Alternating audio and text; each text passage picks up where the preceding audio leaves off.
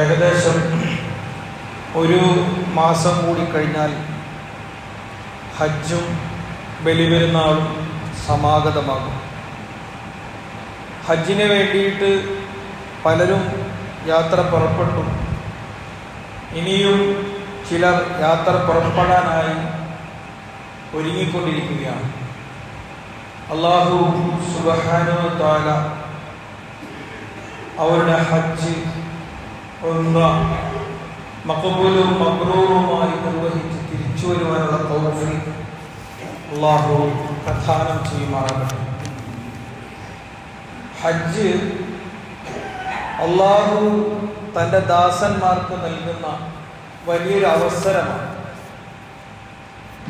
അല്ലാഹുവിൻ്റെ അതിഥികളായിട്ട് അല്ലാഹു തിരഞ്ഞെടുക്കുകയാണ് ചെയ്യുന്നത്. നമുക്കും അവൻ്റെ അതിഥികളായിട്ട് പോകാനുള്ള സൗഭാഗ്യം നൽകി അനുഗ്രഹിക്കുമാറാകട്ടെ. ഇസ്ലാമിലെ ആരാധനാ അനുഷ്ഠാനങ്ങളിൽ അഞ്ചാമത്തതും ഇളവുകളാൽ നിർവഹിക്കേണ്ടതില്ലാത്തതുമായ, നമ്മൾ പലപ്പോഴും ഹജ്ജിന് പോകാത്തത് ഹജ്ജ് നിർവഹിക്കാൻ ഉള്ള അതിൻ്റെ ശർത്തും ഫർളും പലപ്പോഴും നമുക്ക് പൂർത്തിയാകാത്തത് കൊണ്ടാണ്. അത് ഇളവുകളാണ്, ഒഴിവ് കഴിവുകളല്ല. ഇളവുകളാൽ നിർബന്ധമാക്കപ്പെട്ട ഒരു ആരാധനയാണ്, ഇബാദത്താണ് ഹജ്ജ് എന്ന് പറയുന്നത്.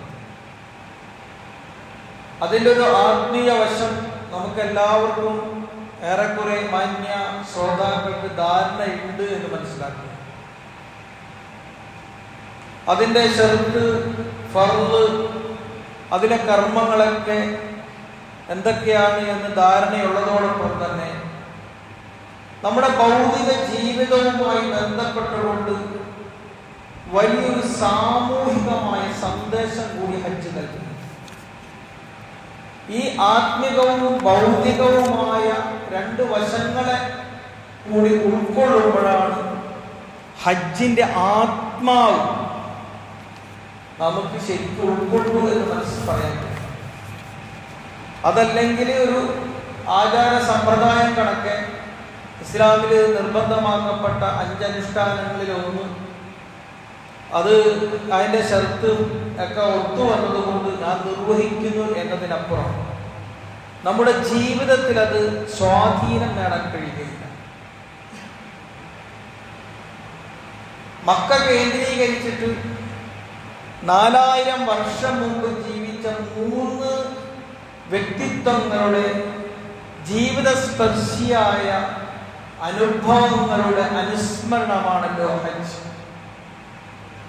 ഈ 3 പേരുടെയും ജീവിതത്തെ കൂട്ടി വിളക്കിയിട്ട് അതൊരു ആരാധന, നിർബന്ധമായൊരു ആരാധനയായിട്ട് നമുക്ക് നിശ്ചയിച്ചു തന്നിരിക്കുന്നു. വേറെ ഏതൊരു അനുഷ്ഠാനത്തിലും, ഇപ്പൊ നമസ്കാരത്തിലായാലും നോമ്പിലായാലും സക്കാത്തിലൊന്നായാലും ഇങ്ങനെ ഒരു വ്യക്തി കേന്ദ്രീകൃതമായ അനുഭവങ്ങളെ നമ്മുടെ ജീവിതം കൊണ്ട് ഏറ്റെടുക്കണമെന്ന് പറഞ്ഞതായിട്ട് കാണാൻ കഴിയുകയില്ല. ഹസ്രത്ത് ഇബ്രാഹിം നബി അലൈഹിസ്സലാം, അവരുടെ പത്നി ഹാജറ റളിയല്ലാഹു അൻഹ, പുത്രൻ ഇസ്മായിൽ നബി അലൈഹിസ്സലാം, ഇവരുടെ ജീവിതത്തിലൂടെ നടപ്പാക്കിയ ഒരു ലോകക്രമം, ഹജ്ജ് ഒരു ലോകക്രമമാണ്. ഈ പ്രപഞ്ചത്തിന് ഒരു ലോകക്രമമുണ്ട്. ആ ക്രമത്തിന്റെ ഭാഗമായിട്ടാണ് ഈ പ്രപഞ്ചം ചലിച്ചുകൊണ്ടിരിക്കുന്നത്. ഇബ്രാഹിം നബി അലൈഹി ഇസ്ലാമയുടെയും കുടുംബത്തിന്റെയും ജീവിതം എന്ന് പറയുന്നത് ഈ മഹാപ്രപഞ്ചം ഒരു ലോകക്രമത്തിന്റെ ഭാഗമാണ് എങ്കിൽ ആ ക്രമത്തിന്റെ ഭാഗമായിട്ട് ഇന്നി അസ്ലംതു ലിറബ്ബിൽ ആലമീൻ, ഈ മഹാപ്രപഞ്ചത്തിന്റെ റബ്ബിന് ഞാനും മുസ്ലിമായി, ഈ മഹാപ്രപഞ്ചം അല്ലാഹുവിന് കീഴ്പ്പെട്ട മുസ്ലിമാണ്, ഇസ്ലാമാണ്. എന്റെ ജീവിതം കൊണ്ട്, എന്റെ കുടുംബത്തിന്റെ ജീവിതം കൊണ്ട് ഒരു മാതൃകാ കുടുംബത്തെ മുമ്പിൽ വെച്ചുകൊണ്ട് ഞാൻ എങ്ങനെ ഈ പ്രപഞ്ചത്തിന്റെ ഭാഗമായി മാറി എന്നാണ് ഹജ്ജ് നമ്മെ പഠിപ്പിച്ചു തരുന്നത്. ഹജ്ജ് ലോകക്രമം എന്നല്ല, ഒരു പ്രാപഞ്ചിക ക്രമം എന്ന് തന്നെ പറയണം. ലോകത്തെ അടക്കി ഭരിക്കാനായി പലരും ഇവിടെ നിയമങ്ങൾ ഉണ്ടാക്കിക്കൊണ്ടിരിക്കുകയാണ്.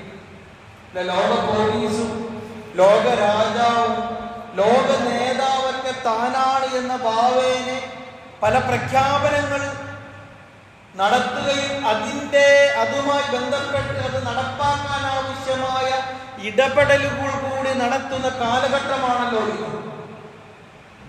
ഇവിടെ ഈ പ്രപഞ്ചത്തിന്റെ നമ്മുടെ സൃഷ്ടാവായ അല്ലാഹു നമുക്കൊരു ലോക നേതാവിനെ, ആ ലോക നേതാവ് നടപ്പാക്കിയ ഒരു ലോകക്രമത്തെ താളക്രമത്തോടും താളഭംഗിയോടും കൂടി ഈ മഹാപ്രപഞ്ചം ചലിച്ചുകൊണ്ടിരിക്കുന്നുവെങ്കിൽ നമ്മുടെ ജീവിതവും അതേ താളക്രമത്തിൽ മുന്നോട്ട് പോകാൻ ആവശ്യമായ ഒരു ക്രമം നമ്മെ പഠിപ്പിച്ചു തരികയാണ്. ഇന്നി ജാഇലുക ലിന്നാസി ഇമാമ. ഈ ലോക നേതാവായി ഇബ്രാഹിം നബി അലൈഹിസ്സലാമിനെ തെരഞ്ഞെടുത്തപ്പോൾ അദ്ദേഹം ആവശ്യപ്പെടുന്ന രണ്ട് സംഗതിയുണ്ട്. അദ്ദേഹം ഒരു ലോകക്രമം രൂപപ്പെടുത്തുക. ഇവിടെ പലരും പല കോലത്തിലാണ്. ഇവിടുത്തെ സാമ്രാജ്യത്വ ശക്തികൾ, ഇവിടുത്തെ സൈനിസ്റ്റ് ശക്തികൾ, ഇവിടുത്തെ ഫാസിസ്റ്റ് ശക്തികൾ, ഇവരൊക്കെ ഒരു ക്രമം അവർ ഭരിക്കാൻ, അല്ലെങ്കിൽ ഇവിടുത്തെ സമൂഹത്തെ ഭരിക്കാനും നിയന്ത്രിക്കാനും ആവശ്യമായ ഒരു ക്രമം ഉണ്ടാക്കുന്നുണ്ട്. സാമ്രാജ്യത്വം ചൂഷണത്തിന്റെ അടിസ്ഥാനത്തിലാണ് ലോകക്രമം ഉണ്ടാക്കിയിട്ടുള്ളത്. വംശീയ ഉന്മൂലനത്തിന്റെ അടിസ്ഥാനത്തിലാണ് സൈനിസം ലോകക്രമം ഉണ്ടാക്കിയിട്ടുള്ളത്. തങ്ങളാക്കില്ലാത്ത എല്ലാവരെയും ഉന്മൂലനം ചെയ്യണമെന്ന ഫാസിസ്റ്റ് ക്രമത്തിന്റെ അനുഭവസ്ഥരാണ് നമ്മളെല്ലാവരും. ഹസ്രത്ത് ഇബ്രാഹിം നബി അലൈഹിസ്സലാം ഒരു ലോകക്രമം വെച്ചുകൊണ്ട് അല്ലാഹുവിനോട് പ്രാർത്ഥിക്കുകയാണ്. ഇത് ഖാല ഇബ്രാഹിമു റബ്ബി ജഅൽ ഹാദാ ബലദൻ ആമിന വർസുഖ് അഹ്ലഹു മിനസ് തമറാത്തി മൻ ആമന മിൻഹും ബില്ലാഹി വൽ യൗമിൽ ആഖിർ. ഒരു ലോകക്രമത്തെ മുന്നിൽ വെച്ചുകൊണ്ട് രണ്ട് സംഗതിയാണ് ഇബ്രാഹിം നബി അലൈഹിസ്സലാം ആവശ്യപ്പെടുന്നത്. ഒന്ന് നിർഭയത്വമായിരുന്നു, രണ്ട് ലോകത്തിന്റെ സുഭിക്ഷതയായിരുന്നു. ആ ലോകക്രമത്തിനനുസരിച്ച് കൊണ്ടൊരു ക്രമ ജീവിതം രൂപപ്പെടുത്തിയപ്പോൾ അന്ന് തൊട്ട് ഇന്ന് വരെ 4000 വർഷമായി അതിന്റെ കേന്ദ്രത്തിൽ മക്കയിൽ ഇന്നും നിർഭയത്വം, സുരക്ഷിതത്വം നിലനിൽക്കുന്നു എന്നുള്ളതാണ്. ഒരു ഇല പോലും അനുവാദമില്ലാതെ അനാവശ്യമായിട്ട് ആരും പറിക്കൂല. നമുക്കറിയാം, അവിടെ കൊല പാടില്ല, ചീത്ത പാടില്ല, അക്രമം പാടില്ല. നമുക്കറിയാം, ലോകത്തിലെ ഏറ്റവും സമ്പൽ സമൃദ്ധമായ സുഭിക്ഷമായ ഒരു പ്രദേശമാണ് മക്ക എന്ന് പറയുന്നത്. മൻ ദഖലഹു കാന ആമിനൻ. അവിടേക്ക് ആര് പ്രവേശിച്ചുവോ അവൻ നിർഭയനായി മാറി. ഈ ജീവിതക്രമത്തെ അനുസ്മരിക്കുകയും അടയാളപ്പെടുത്തുകയും തലമുറകൾ കൈമാറിക്കൊണ്ട് ഇതാണ് ഒരു ലോകക്രമം എന്ന് ലോകത്തെ ബോധ്യപ്പെടുത്തുന്ന ഹജ്ജ്. എല്ലാ വർഷവും ഇങ്ങനെ ഹജ്ജ് ആവർത്തിക്കപ്പെട്ടുകൊണ്ടിരിക്കുന്നത് ഈ ഒരു ക്രമമനുസരിച്ചാണ് നിങ്ങൾ മാറേണ്ടത് എന്ന ബോധ്യപ്പെടുത്തലാണ്. വിസ്മൃതി സംഭവിക്കുന്ന മനുഷ്യരെ വീണ്ടും ഇങ്ങനെ ഒരു ലോകക്രമത്തെ ഹസ്രത്ത് ഇബ്രാഹിം നബി അലൈഹിസ്സലാമയുടെ ജീവിതത്തിലൂടെ നമ്മെ പഠിപ്പിക്കുകയാണ്. നിങ്ങൾ അവിടേക്ക് കടന്നു വരുമ്പോൾ നിർഭയനായിട്ട് കടന്നു വരും. ഏതാണ് ആ കേന്ദ്രം? മക്ക, തൗഹീദിന്റെ കേന്ദ്രമായ മക്ക. ഇതിന്റെ മർമ്മം എന്താ? തൗഹീദി ജീവിതത്തിലൂടെ മാത്രമാണ് ഹസ്രത്ത് ഇബ്രാഹിം നബി അലൈഹിസ്സലാമയുടെ സംഭവ ബഹുലമായ ആ ജീവിതം. ഇത് ഖാല ഇബ്രാഹിം റബ്ബി ജഅൽ ഹാദാ ബലദൻ ആമിന. അവിടെ ഒരു സുരക്ഷിതമായ നിർഭയത്വവും സുഭിക്ഷതയുമുള്ള ഒരു ലോകക്രമം നിലവിൽ വരണമെങ്കിൽ വജ്നുബിനി വബനിയ അൻ തഅബുദൽ അസ്നാം. സകല ശിർക്കൻ ബഹുദൈവ സങ്കല്പങ്ങളിൽ നിന്നും മാറി നിന്നുകൊണ്ട് തൗഹീദിന്റെ അച്ചുതണ്ടിൽ ഏകനായ അല്ലാഹുവിന്റെ ജീവിത പ്രാപഞ്ചിക ക്രമത്തിനനുസരിച്ച് അല്ലയോ മനുഷ്യ നമ്മുടെ ജീവിതവും ക്രമപ്പെടുത്തണമെന്ന സന്ദേശമാണ്. റബ്ബി ഇന്നഹുന്ന അദ്ലൽന കസീറൻ നാസ്. മുഴുവൻ ബഹുഭൂരിഭാഗം ജനങ്ങളും അധിക ജനങ്ങളും വഴിതെറ്റിപ്പോകാൻ കാരണം ഈ ഒരു അടിത്തറയിൽ നിന്ന്, തൗഹീദിന്റെ ഈ ഒരു മൂലകത്തിൽ നിന്ന് തെറ്റി ശിർക്കൻ ജീവിത രീതികളിലേക്ക് പോയത് കൊണ്ടാണ് ഇവിടെ മനുഷ്യന് നിർഭയത്വം സംഭവിച്ചത് എന്നാണ്. തൗഹീദിൽ നിന്ന് മാറി മനുഷ്യൻ ശിർക്കൻ ജീവിത രീതികളെ അവലംബിച്ചത് കൊണ്ടാണ് മനുഷ്യൻ ഇവിടെ പട്ടിണി അനുഭവിക്കുന്നത് എന്ന്. ഭക്ഷ്യ ദൗർബല്യം മനുഷ്യന് മാത്രമല്ല, ഇവിടെയുള്ള മുഴുവൻ ജീവികൾക്ക് പോലും നമ്മുടെ ശിർക്കൻ ജീവിത രീതി കാരണം അവരുടെ ആവാസ ഘടനയ്ക്ക് തന്നെ തകരാറ് സംഭവിച്ചു എന്നാണ്. ഹസ്രത്ത് ഇബ്രാഹിം നബി അലൈഹിസ്സലാമയുടെ ഈ ജീവിതത്തെ മുൻനിർത്തിക്കൊണ്ട് ഓരോ ഹജ്ജിലൂടെയും നമ്മെ ആവർത്തിക്കുകയും വീണ്ടും ആ ജീവിത ക്രമത്തിലേക്ക് നമ്മൾ മടങ്ങി വരുവാൻ വേണ്ടി ആഹ്വാനം ചെയ്യുകയും ചെയ്തുകൊണ്ടിരിക്കുന്നു. ഹജ്ജ് ഒരു നിർബന്ധ ആരാധന അനുഷ്ഠാന കർമ്മമാണ്. മനുഷ്യർക്കുള്ളൊരു ജീവിത സന്ദേശമാണ്. എന്താണ് സന്ദേശത്തിന്റെ മർമ്മം? നമുക്ക് നിർഭയത്വം ലഭ്യമാകണം. മനുഷ്യൻ ഇവിടെ ഭയവിക്കൊലനാണ്. ഇത് മനുഷ്യന്റെ മൗലികമായ അവകാശമാണ് എന്ന് ബോധ്യപ്പെടുത്തുന്നത് അല്ലാഹുവാണ്. മനുഷ്യൻ ഇവിടെ മനുഷ്യന്റെ തന്നെ ചെയ്തികൾ കാരണം, അവരുടെ തെറ്റായ ജാഹിലിയ ശിർക്കൻ ജീവിത രീതികൾ കാരണം തൗഹീദിൽ നിന്ന് വ്യതിചലിച്ചത് കൊണ്ട് അവർ ഇവിടെ ഭയപ്പാടോടുകൂടി ജീവിക്കുന്നു എന്നതുകൊണ്ട് മനുഷ്യന്റെ മൗലികമായ അവകാശമാണ് അവന് നിർഭയത്വം ലഭിക്കുക എന്നതുകൊണ്ട് നിങ്ങൾ വീണ്ടും മടങ്ങി വരൂ എന്ന സന്ദേശമാണ് ഓരോ ഹജ്ജിലൂടെയും ഇവിടെ ആവർത്തിക്കപ്പെട്ടുകൊണ്ടിരിക്കുന്നത്. 75 വർഷമായില്ലേ ഒരു രാജ്യം യുദ്ധം ഭൂമിയിലല്ലേ? എപ്പോൾ വേണമെങ്കിലും തങ്ങൾ മരണപ്പെടാമെന്ന തയ്യാറെടുപ്പോട് കൂടിയിട്ടാണ് പാലസ്തീനിലെ ജനത ജീവിച്ചുകൊണ്ടിരിക്കുന്നത്. കഴിഞ്ഞ മാസം 10-26 പേര് അല്ലെ നമ്മൾ ഉല്ലാസയാത്ര നടത്തുന്നതിനാ, വിനോദയാത്ര നടത്തുന്നതിനാ, സ്വസ്ഥവും സമാധാനവും നിർഭയനായി ഒരു റിലാക്സേഷന് വേണ്ടി കാശ്മീരിൽ നമ്മൾ അവിടെ പോലും നമ്മൾ സ്വസ്ഥത നേടി പോകുന്നിടത്ത് പോലും നമ്മൾ നിർഭയനല്ല എങ്കിൽ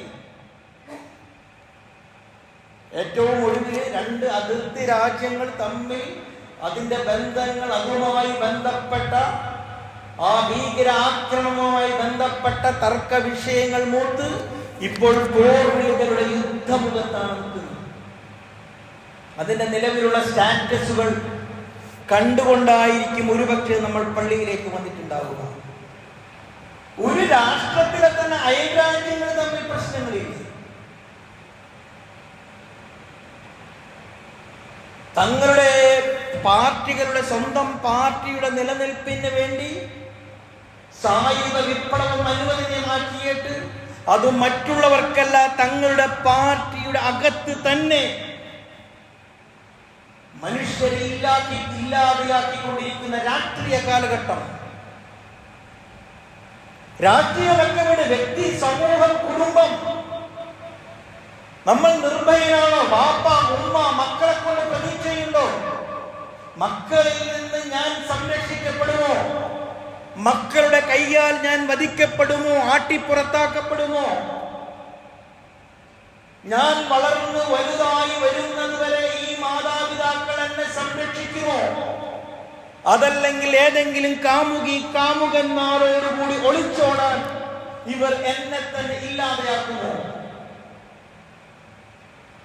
എവിടെയും എന്തായിരിക്കുന്നു? ഇവിടുത്തെ ആവാസ വ്യവസ്ഥ തന്നെ തകരാറിലല്ലേ? ഇപ്പൊ മൃഗങ്ങളൊക്കെ കാടിറങ്ങി നാട്ടിലേക്ക് ഇറങ്ങി വരുമ്പോ ഇതിന്റെ ഒരു മറുകാരണം എന്താ? നമ്മൾ കാടുകൾ വെട്ടിക്കളഞ്ഞു, വന്യജീവികൾ ജീവിക്കേണ്ടിയിടം നമ്മൾ കയ്യേറി മലകൾ ഇടിച്ചു നിരത്തി, അവർ സ്വൈരവിഹാരം നടത്തേണ്ടിയിടത്ത് നമ്മുടേതായ സ്വാർത്ഥ ലാഭത്തിന് വേണ്ടി നമ്മൾ കയ്യേറ്റങ്ങൾ നടത്തി. അവസാനം അവർക്ക് അവിടെ ജീവിക്കാൻ പറ്റാതെ അവർ മനുഷ്യവാസ മേഖലകളിലേക്ക് കടന്നു വരുമ്പോൾ നമ്മൾ പ്രതിഷേധങ്ങളും പിക്കറ്റുകളും ഉണ്ടാക്കിയിട്ട് എന്ത് കാര്യം? അപ്പൊ നമ്മളുണ്ടാക്കിയ ഓരോ നിയമങ്ങളും നമുക്കെതിരെ തന്നെ നമ്മുടെ സ്വസ്ഥമായ സമാധാന ജീവിതത്തിന് തടസ്സമായി കൊണ്ടിരിക്കെ നമ്മുടെ തെറ്റായ ശിർക്കൻ സ്വാർത്ഥ ജീവിതം, അടിസ്ഥാനപരമായി ഏകനായ അല്ലാഹുവിന്റെ തൗഹീദി ലോകക്രമം, ഈ മഹാപ്രപഞ്ചത്തിന് വല്ല കുഴപ്പങ്ങളുമുണ്ടോ? കോടാനുകോടി നക്ഷത്രങ്ങൾ, കോടാനുകോടി ജീവികൾ അതിന്റെ കൃത്യതയിൽ ചലിച്ചുകൊണ്ടിരിക്കെ നമ്മുടെ ക്രമങ്ങൾക്കും നമ്മുടെ ജീവിതത്തിനും എതിരായിക്കൊണ്ട് ഈ മഹാപ്രപഞ്ചം ഇടംചുറ്റി സഞ്ചരിക്കവേ ഹജ്ജിലെ കർമ്മങ്ങൾ പോലും തവാഫ് ഇടത്തു നിന്ന ഈ ലോക മഹാപ്രപഞ്ചത്തിന്റെ ചുറ്റിക്കറങ്ങൽ പോലെ തന്നെയാണ് ഹജ്ജിലെ ചുറ്റിക്കറങ്ങലും തവാഫും. നിലവിലുള്ള നിങ്ങളുടെ ജീവിത രീതികൾക്കെതിരായിക്കൊണ്ട് അടിസ്ഥാനപരമായി ഈ പ്രാപഞ്ചിക ക്രമത്തിന് നിങ്ങൾ സന്നദ്ധരാണോ? അവിടെ നിങ്ങൾക്ക് എന്ത് ലഭിക്കും? നിങ്ങൾക്ക് സുഭിക്ഷത ലഭിക്കും, നിങ്ങൾക്ക് സുരക്ഷിതത്വം ലഭിക്കും. ഹജ്ജ് നൽകുന്ന സന്ദേശം ഇതാണ്. ഇപ്പോ കഴിഞ്ഞ ദിവസങ്ങളിൽ നമ്മൾ പത്രത്തിൽ വായിച്ചല്ലോ, 3 ലക്ഷം ഗസയിലെ കുഞ്ഞുങ്ങളാണ് പട്ടിണി കാരണം മരണത്തിന്റെ മുനമ്പിൽ. ആ തെല്ലത്ത് നിന്നാണ്, മുനമ്പിൽ എന്ന് പറഞ്ഞാൽ വക്കത്ത് നിൽക്കുകയാണ്. നിങ്ങൾ ഫോട്ടോസ് ഒക്കെ കണ്ടിട്ടുണ്ടാവില്ലേ? ആഫ്രിക്കൻ രാജ്യങ്ങളിൽ അനുഭവിച്ചുകൊണ്ടിരിക്കുന്ന പട്ടിണി മരണങ്ങൾ. ഓരോ 3 സെക്കൻഡിലും വിശപ്പ് കാരണം ഒരു മനുഷ്യൻ മരണപ്പെട്ടുകൊണ്ടിരിക്കുന്നു എന്നാണ്. ഇതിനിടയിലാണ് പൊതുകിണറിൽ നിന്ന് വെള്ളം കുടിച്ചതിന്റെ പേരിൽ താഴ്ന്ന ജാതിക്കാരനെ തല്ലിക്കൊല്ലുന്നത്. അല്ലേ? തേങ്ങ മോഷ്ടിച്ചതിന് വിശന്നിട്ട് എന്തോ ഒരു ഫലവർഗം തേങ്ങ മോഷ്ടിച്ച് കഴിച്ചതിന് തല്ലിക്കൊന്ന ഇവിടത്തെ തെറ്റായ രീതി. ഇസ്ലാമിൽ കട്ടവന്റെ കൈവെട്ടുക എന്നൊരു നിയമമുണ്ടല്ലോ, സാന്ദർഭികമായിട്ട് വന്നതാണ്. പക്ഷെ വിശന്നിട്ട് കട്ട് ഭക്ഷിച്ചവന്റെ കൈ മുറിക്കാൻ പാടില്ല. വെള്ളം ലഭിക്കാതെ നമ്മൾ ദുർവിനിയോഗം നടത്തിക്കൊണ്ടിരിക്കുന്നത്, വേസ്റ്റ് ആക്കിക്കൊണ്ടിരിക്കുന്നത്, നമ്മുടെ പൊങ്ങച്ച പ്രകടനങ്ങൾക്ക് വേണ്ടി നമ്മൾ വിനിയോഗിച്ചു കൊണ്ടിരിക്കുന്നത്.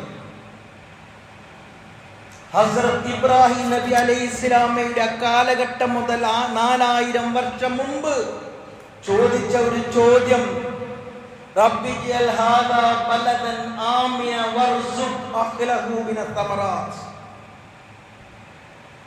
തൊട്ടിങ്ങിപ്പുറത്ത പ്രവാചക പരമ്പരയുടെ അവസാനത്തെ പ്രവാചകൻ ഖാതിമുൽ അംബിയ മുഹമ്മദ് റസൂലുള്ളാഹി സ്വല്ലല്ലാഹു അലൈഹി വസല്ലം വരെ എത്തി നിൽക്കുന്ന മനുഷ്യ സംസ്കാരത്തിന്റെ തുടക്കവും ഒടുക്കവും മനുഷ്യനൊരു സാമൂഹ്യ ജീവിയായി ജീവിക്കാൻ തുടങ്ങിയത് ഹസ്രത്ത് ഇബ്രാഹിം നബി അലൈഹി ഇസ്ലാമിയുടെ കാലഘട്ടം മുതലാണ്.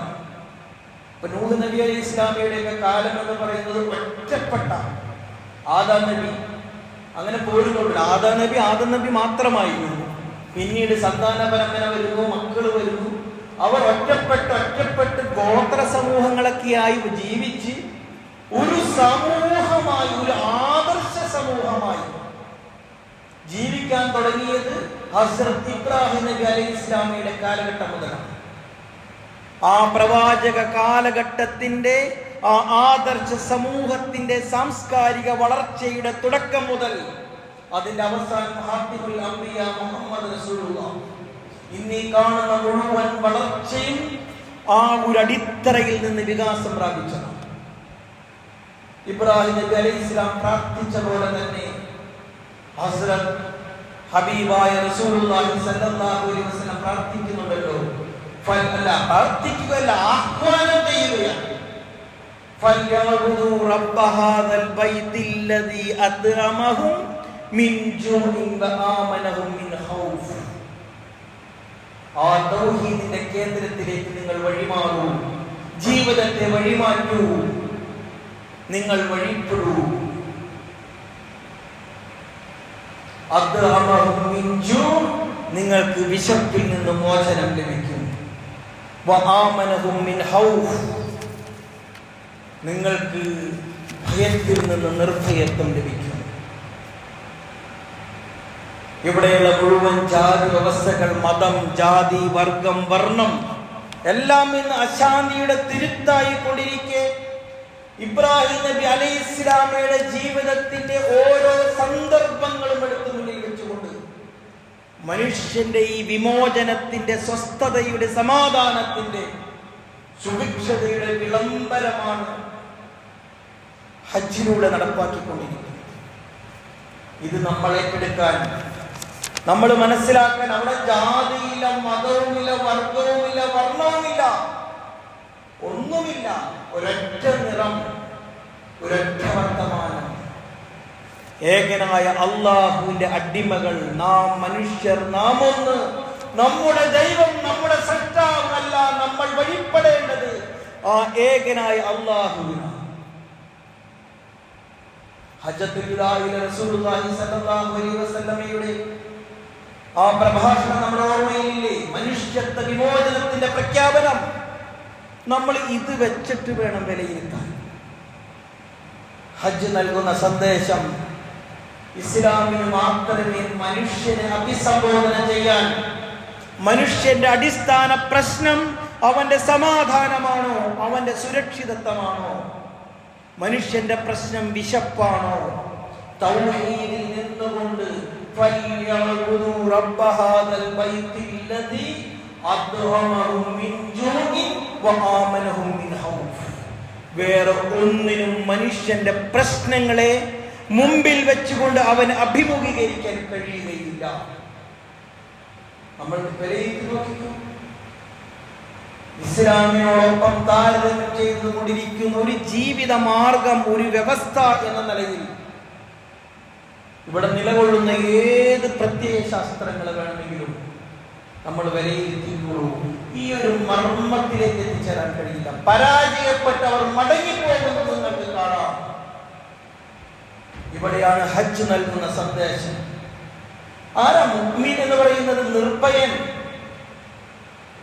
ഈ മുഅ്മിൻ എന്ന് പറഞ്ഞാൽ ഇസ്ലാമികമായ വ്യവസ്ഥിതിക്ക് കീഴ്പ്പെട്ടവനാണ് മുഅ്മിൻ. ഈ മുഅ്മിൻ ഇസ്ലാമിന്റെ ജീവിത വ്യവസ്ഥ നടപ്പാക്കുന്ന രാഷ്ട്രീയ ക്രമത്തിൽ ജീവിച്ചുകൊണ്ടിരിക്കുന്ന അമുസ്ലിം പൗരനുണ്ടല്ലോ, മുഅ്മിനായ ഭരണാധികാരിയുടെ കീഴിൽ ഒരു രാഷ്ട്രത്തിൽ ജീവിച്ചു കൊണ്ടിരിക്കുന്ന അമുസ്ലിം പൗരൻ, ആ പൗരനെ പറയുന്ന പേരെന്താ? ദിമ്മി എന്നാണ് പറയുക. മുഅ്മിൻ ഓക്കെ, നിർഭയൻ, അവൻ അല്ലാഹുവിൽ വിശ്വസിച്ചു, അവനിൽ സമാധാനം കണ്ടെത്തി. പക്ഷെ അമുസ്ലിമോ? ഈ മുഅ്മിനിന്റെ കീഴിലുള്ള ദിമ്മിയും നിർഭയനാണ്, സുരക്ഷിതൻ എന്നാണ് അർത്ഥം. ഇങ്ങനെ നിർഭയത്വം പ്രഖ്യാപിക്കാൻ ഒരു മുഅ്മിനിന്റെ ഏതെങ്കിലും ഒരു മതവിശ്വാസിയുടെ കീഴിൽ, ഇവിടുത്തെ ജൂത സമുദായത്തിന്റെ കീഴിൽ മനുഷ്യൻ നിർഭയനാണ് എന്ന് പറയാൻ കഴിയുമോ? ഇവിടുത്തെ ഫാസിസ്റ്റ് ഭരണക്രമത്തിൽ മനുഷ്യൻ നിർഭയനാണ് എന്ന് പറയാൻ, തങ്ങളല്ലാത്ത മനുഷ്യർ നിർഭയനാണെന്ന് പറയാൻ ഏതേത് സമുദായത്തിന് കഴിയും? ഇസ്ലാമിനല്ലാതെ ദിമ്മി, മുഅ്മിനായ അധികാരിയുടെ കീഴിൽ സുരക്ഷിതനായി ജീവിക്കുന്ന അമുസ്ലിം പൗരൻ, ഇതാണ് ദിമ്മി എന്ന് പറയുന്നത്. അപ്പൊ ലോകത്തിന് നിർഭയത്വത്തിന്റെയും സുഭിക്ഷതയുടെയും ജീവിത സന്ദേശമായിരുന്നു ഹസ്രത്ത് ഇബ്രാഹിം നബി അലൈഹിസ്സലാമിനെ ഭയപ്പെടുത്തി ഇല്ലാതെയാക്കാൻ ശ്രമിച്ചുകൊണ്ടിരിക്കുന്ന ഈ ഒരു കാലഘട്ടത്തിൽ സ്വയം നിർഭയത്വം പ്രഖ്യാപിക്കുക മാത്രമല്ല, മറ്റുള്ളവർക്ക് കൂടി നിർഭയത്വം വാഗ്ദാനം ചെയ്യുകയാണ്. സ്വയം നിർഭയമായ ഒന്നിന് മാത്രമേ മറ്റുള്ളവർക്ക് കൂടി നിർഭയത്വം പ്രഖ്യാപിക്കാൻ, അഭയം നൽകാൻ കഴിയൂ. അത് തൗഹീദാണ്. എല്ലാവിധ താല്പര്യങ്ങളെ തൊട്ട് നിർഭയനായി മാറുക. ഇസ്ലാമല്ലാത്ത തൗഹീദല്ലാത്ത ബാക്കി മുഴുവൻ വ്യവസ്ഥിതികളും നമ്മളെടുത്ത് പരിശോധിച്ചു. അവർ നാളെയെ കുറിച്ചോർത്ത് ഭയത്തോടുകൂടി കഴിയുന്നവരാണ്.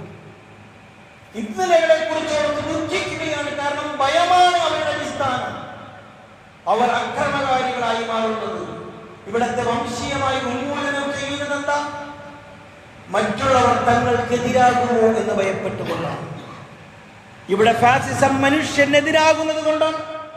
അവർ ഭയപ്പെടുന്നു മറ്റുള്ളവർ. ഫാസിസ്റ്റുകളോളം ഭയമുള്ളവർ ലോകത്തില്ല. ആ ഭയപ്പാടിന്റെ വെപ്രാളങ്ങളാണ് ഈ കാണുന്ന മുഴുവൻ അക്രമങ്ങളും.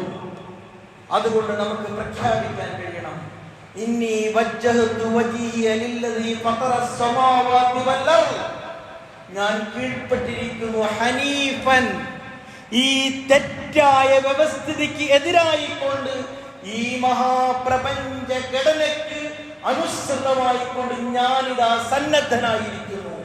വലാ അഖാഫു മാ തുശ്രികൂന ബിഹി, നിങ്ങളുടെ ശിർക്ക്, അതുകൊണ്ട് തന്നെ നിങ്ങളുടെ ഈ ശിർക്കൻ വ്യവസ്ഥകളെ ഞാൻ ഭയപ്പെടുകയില്ല. ഇല്ലാ അയ്യശാ റബ്ബി ശൈആ, വിധിവിശ്വാസത്തിന്റെ കരുത്തോട് കൂടിയിട്ടുള്ള വർത്തമാനം. അല്ലാഹ് എന്താണോ ഉദ്ദേശിച്ചത് അതിവിടെ നടപ്പാക്കും. ഇവിടെ ഇസ്ലാമിനെ അങ്ങനെ നിങ്ങൾക്ക് ഇല്ലായ്മ ചെയ്യാനാവുകയില്ലാട്ടോ. ഈ ഒരു വർത്തമാനത്തിൽ, ഈ ഒരു പ്രഖ്യാപനത്തിൽ, ഹജ്ജിന്റെ ഈ ഒരു വിളംബരത്തിൽ ഇബ്രാഹിം നബി അലൈഹിസ്സലാമക്ക് ഹജ്ജ് അഗ്നി കൊണ്ട്, തീകുണ്ഡം കൊണ്ട് നശിപ്പിക്കാൻ സാധ്യമായിട്ടില്ല എങ്കിൽ എന്തൊക്കെ തന്നെ പ്രതിസന്ധികളും പ്രകോപനങ്ങളും ഉണ്ടായാലും ഈ ഒരു തൗഹീദി മാർഗത്തെ ഇല്ലായ്മ ചെയ്യാൻ കഴിയുകയില്ല എന്നാണ്. അതുകൊണ്ടാണ് നമ്മൾ ഭയപ്പെടാത്തത്. അഗ്നിക്ക് ഇബ്രാഹിമിനെ ഭയപ്പെടുത്താനായോ? ആയില്ലല്ലോ. എന്തുകൊണ്ടായില്ല? ഇല്ലാ യശാ റബ്ബി ശൈആ, അല്ലാഹ് ഉദ്ദേശിച്ചതല്ലാതെ നടക്കുകയില്ല എന്ന അചഞ്ചലമായ വിശ്വാസത്തിന്റെ, ഈമാനിന്റെ കരുത്തുകൊണ്ട് തങ്ങൾക്കെതിരെ വരുന്ന മുഴുവൻ ആക്ഷേപങ്ങളെയും മറികടക്കാനുള്ള ഒരു കരുത്ത്.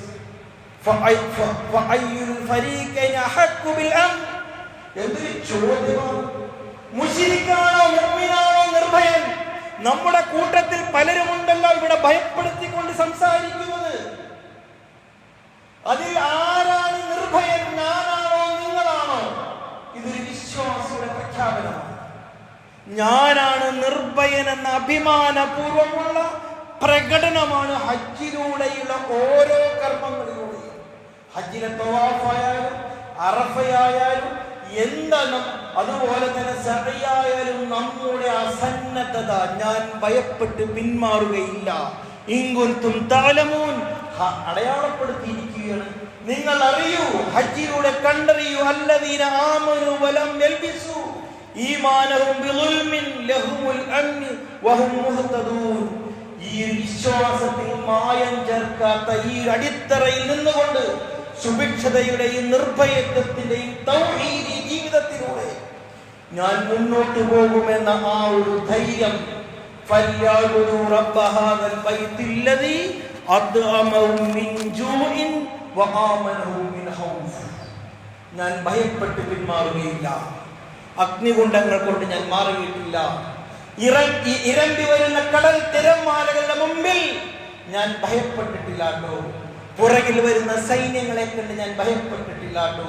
പ്രവാചക ചരിത്രം ഹസ്രത്ത് ഇബ്രാഹിം നബി അലൈഹിസ്സലാം മുതൽ ഇങ്ങോട്ട് വന്ന മുഴുവൻ പ്രവാചക ജീവിതത്തിലും ഭയപ്പെടുത്തി ഇല്ലാതെയാക്കാൻ ശ്രമിച്ച ഒരു ആദർശം സകലതിനെയും മറികടന്നുകൊണ്ട് ഇന്നും നിലകൊള്ളുന്നതിന്റെ അടയാളപ്പെടുത്തലാണ്.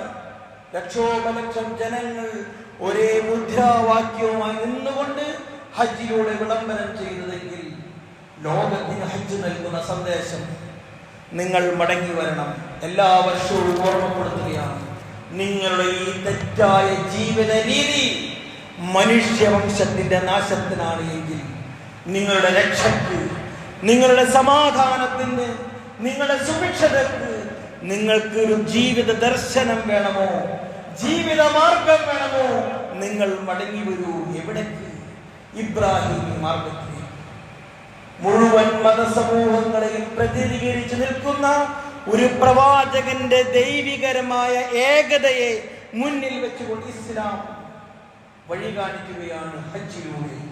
ഈ ഹജ്ജ് ഒരു വിളംബരമാണ്. ക്രമം തെറ്റിയ ഈ ലോകക്രമത്തിൽ താളക്രമത്തോടുകൂടി ഒരു ജീവിതക്രമം, ഒരു ലോകക്രമം ഹജ്ജിലൂടെ നമ്മെ പഠിപ്പിക്കുമ്പോൾ ഞാനും നിങ്ങളും ഹജ്ജ് ചെയ്താലും ചെയ്തില്ലെങ്കിലും അതിന്റെ ഭാഗമായി മാറാൻ കഴിയേണ്ടതുണ്ട്. ആ ജീവിതത്തെ, ആ പ്രവാചക ജീവിതത്തെ, ആ മാതൃകാ കുടുംബത്തെ അനുകരിക്കാൻ ബാപ്പ എന്ന നിലയിൽ, മക്കളെന്ന നിലയിൽ, ഭാര്യ എന്ന നിലയിൽ, മനുഷ്യൻ എന്ന നിലയിൽ, മാനവിക സമൂഹം എന്ന നിലയിൽ ഈ ഒരു മാനവികമായ ക്രമത്തെ ഉൾക്കൊള്ളാൻ നമുക്ക് കഴിയട്ടെ എന്ന് മാത്രം ആശംസിക്കുന്നു, പ്രാർത്ഥിക്കുന്നു. നമ്മൾ അതിന്റെ മാതൃകാ വ്യക്തിത്വങ്ങളായി തീരുവാൻ അള്ളാഹു നമ്മയെല്ലാം അനുഗ്രഹിക്കുമാറാകട്ടെ. നമ്മൾ